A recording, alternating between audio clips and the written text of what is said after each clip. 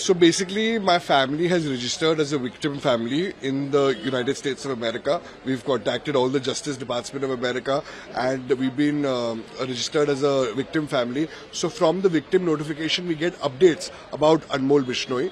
Previously also, we got to know that he's detained by the DHS, the Department of Homeland Security, in Iowa, in the jail of Iowa. And today we've got a mail that federal government has removed Anmol Bishnoi from the United States of America as on 18th November 2025. So the question arises that is he being deported to India?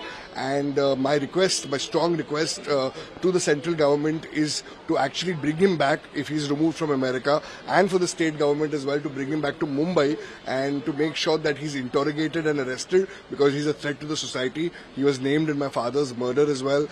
In Salman Bhai's case also, his name has been arising frequently. So he's a threat to the society, to our family, to everyone. And for us to know who's the mastermind behind my father's murder, if they say that Anmol Bishnoi directed it, there must be someone who's asked Anmol Bishnoi to do this. So it's very important for us to know who has asked Anmol Bishnoi to do this. So for that, they need to bring Anmol Bishnoi back to Mumbai. And if he's been released, if he's been removed from America, then it's a very good opportunity for the Indian government to intervene and make sure he's deported back to India.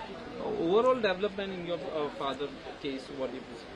No, see, we are still awaiting justice, and it's been more than a year, and I feel like somewhere down the line, justice has not been served yet. But we are hoping for us to get justice. We are in the court for it, and the people who have done it are behind the jail. But who has actually asked the murder to done? Because nobody's going to do it just for their own sake. Because my father didn't have anything to do with Bishnoi's. So who has asked Anmol Bishnoi or the henchmen to do that? It's very important for us to know that. And we have named the people who we think has done it.